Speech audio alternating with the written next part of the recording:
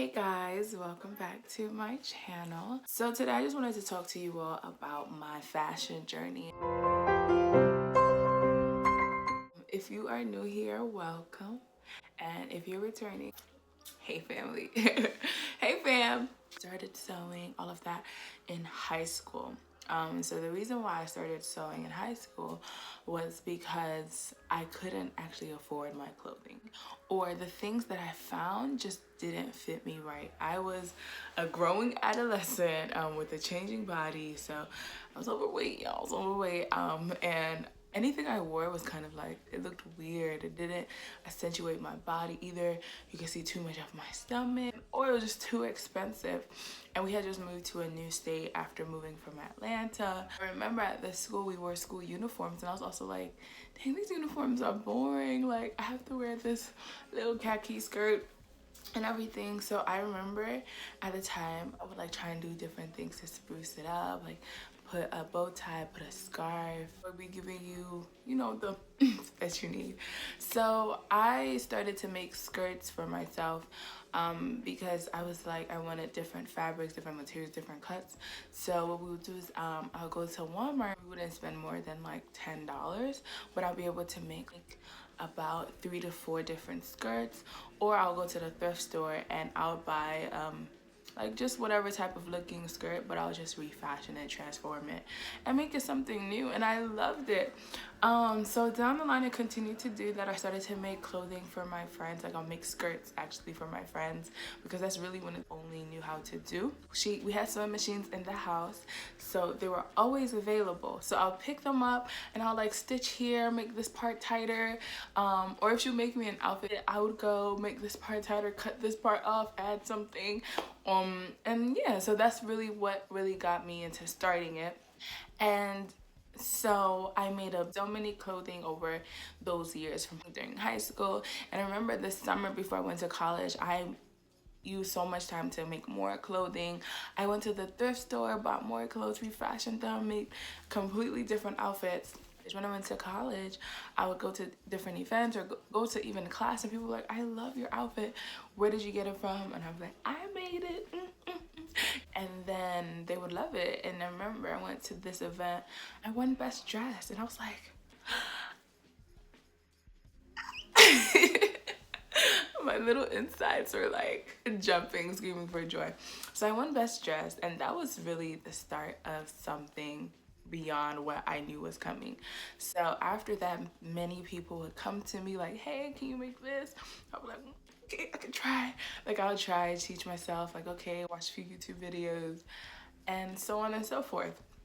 So that went on for a bit. I finally decided, like, oh, I should really like do this. At the time, my mom, she bought me a sewing machine from Walmart. It was like $75.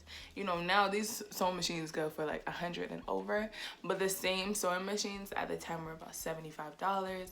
And she was moving out of the state, so she bought that for me. She was like, here, Emma, like, I know you've been picking up on this sewing thing, so girl, like, at least let me give you a better sewing machine, right?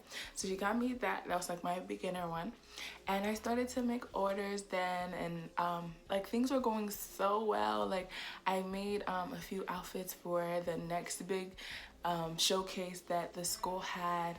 And I remember the people that wore my outfits, like, they won best dress. And I made some outfits for the dance team, and people loved it. So I started getting like people from different schools started to reach out to me. People from like grown adults started reaching out, and I, you know, the thing was, I was like, oh, this is great. So my first few months were great. 6 months in, everything went well. I think I was featured in a fashion show. Like, let's have a photo shoot. So I asked a photographer that I was following on Instagram. I booked him for his services. We had a photo shoot. I booked this amazing model. Like, it was an amazing experience. So after that, like, different people actually started reaching out to me and stuff like that. It was absolutely amazing doing these different shows, and I just felt like, this is so great. My photo shoot.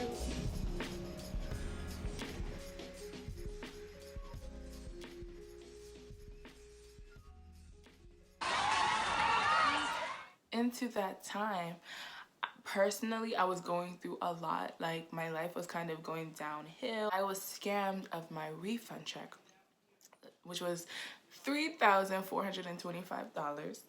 I don't know the cents. I don't remember, but I remember 3,425. Someone scanned my bank account and took that money and took all the money that was in there. And so that was money that was supposed to be used for my books, my rent, food, everything. And I was like, oh shoot, like what does that even mean for me? So it became a thing of like, oh, I need to make a livelihood, and I have this job on campus and stuff, but that's not really going to cut it for me. So that semester I decided to take on like so many orders, but I was already dealing with the stress of trying to figure out what happened to my money, what is going on. Took on more than I could handle. I pretty much overestimated my capabilities. There wasn't really much structure in the business. It was kind of like people would come to me and I'll give them a quote for a dress. Like, you know, some people get discounts, some people wouldn't, or I wouldn't know how to do something, but I'm like, oh, I need the money, so let me just do it. So because of that, it led to my business failing. Within 6 months of everything being so perfect, 6 months in, it failed. And the reason why it failed was because, for one, there wasn't any structure. Two, it wasn't because of the desire or the love that I had for making people feel beautiful. It wasn't really because of like the love that started off from the beginning. So what was happening was that I remember I started missing class, I started missing work, I wasn't sleeping, my anxiety levels were through the roof, and I just had all of these orders to complete. So one day I was sewing. I remember it wasn't even anything difficult that I was doing. I was really just hemming a skirt, and a needle went through my finger right here. Needle went through my middle finger, and I was literally sitting there in shock for like a good 15 minutes before I called them. And at the time I didn't have a car, so I had to call one of my friends like, hey, sorry to bother you, but like a needle just went through my finger. I think I'm dying. So she called me, and I mean, no, she didn't call. She came over, and she was actually like, I think she had just finished a lunch date with her friends. And so she and her friends came to get me, and we were like driving around. We went to like a few urgent care centers, and they were like, oh no, we can't see you, before I finally went to the emergency room. So when I went to the emergency room, you know, we dealt with that. It was a lot. It was a mess. I was a little trippy. So yeah. Is it on? Okay, it's on. So guys, we're here in the hospital because sewing, and she had a needle go through. I've been whitening my teeth. This is white. It's getting whiter. And then after that, you know, the side effects of the medication. I remember while I was there, they gave me a pain medication, but the side effects of the medication they gave me caused, like, I felt very, like, my body just felt really bad, and my finger was still hurting. So yeah, all of those orders went down the drain. Like, I believe I had maybe about 15 to 20. Yeah, I had about 15 to 20 orders, and I think only like 2 or 3 went well.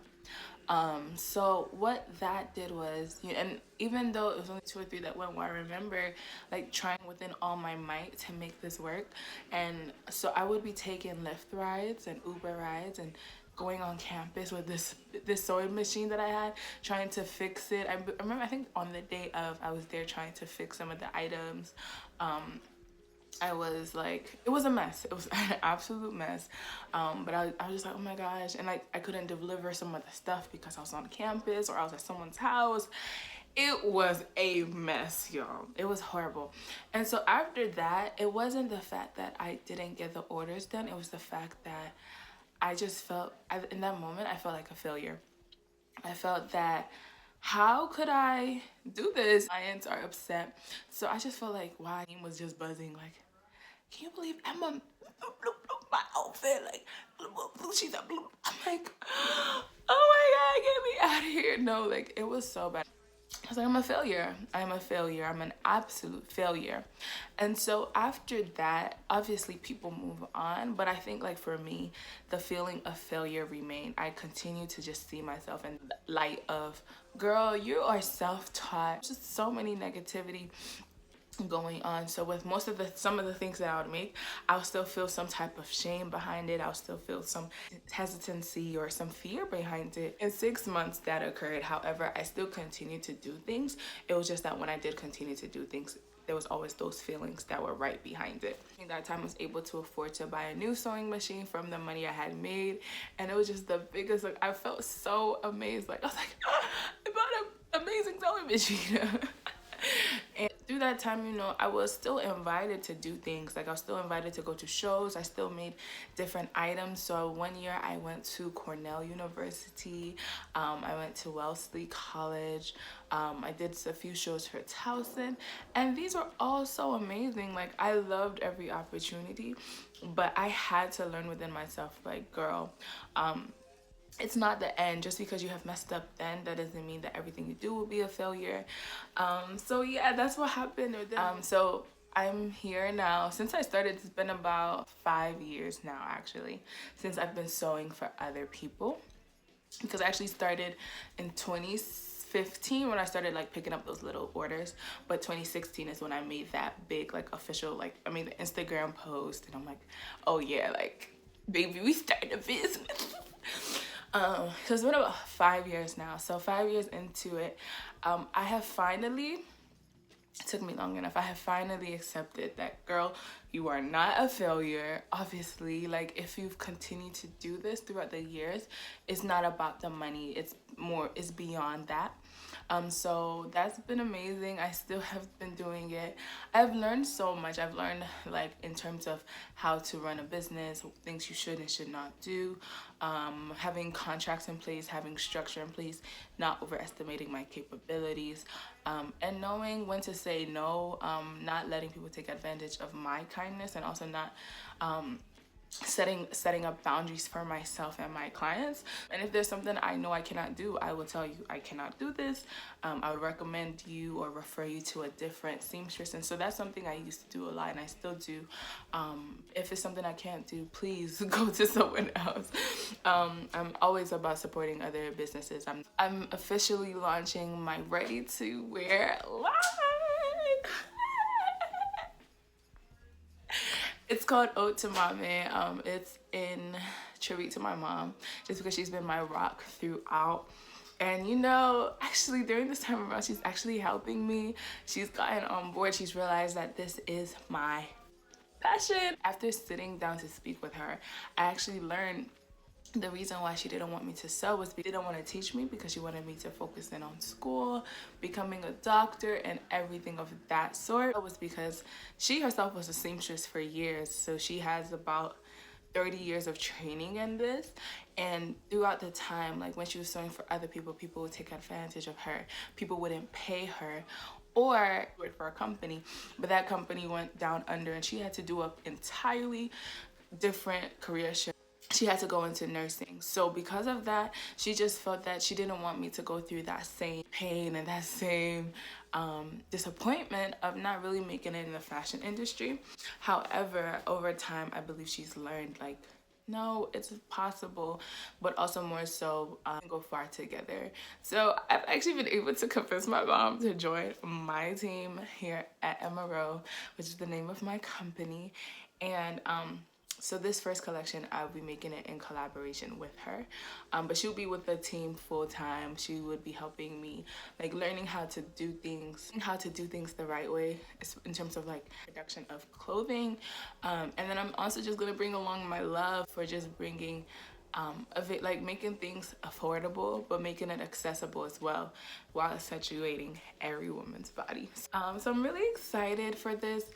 I would just say to any emerging designer that if you have a desire for something, don't let anyone talk you out of it, out of your dreams. And if there's something you want to perfect, work on that. Don't let failure limit you for so long. Don't let failure bring fear that you're not able to live out your dreams, because fear is honestly debilitating, but it honestly should be a propellant. Like, it should propel you to do things, like, differently. It should propel you to learn the craft differently. And I think after so many years, I've learned that fear shouldn't be a limiting factor, but rather it should push me to do things better, do things differently. So that's where I am now, guys. Thank you for listening. Thank you for tuning in. I'm excited for what's to come. So I will be sharing that journey with you, like the in terms of the business aspect, in terms of how things are different, in terms of like this new collection. So yeah, guys, thank you so much for listening. I hope you're all well, staying safe. If you would love more videos like this, please like, comment, subscribe. Yeah, even if you don't like it, do it anyway. Do it anyway to support your girl. I love you guys, and just thank you so much for being here. Stay safe.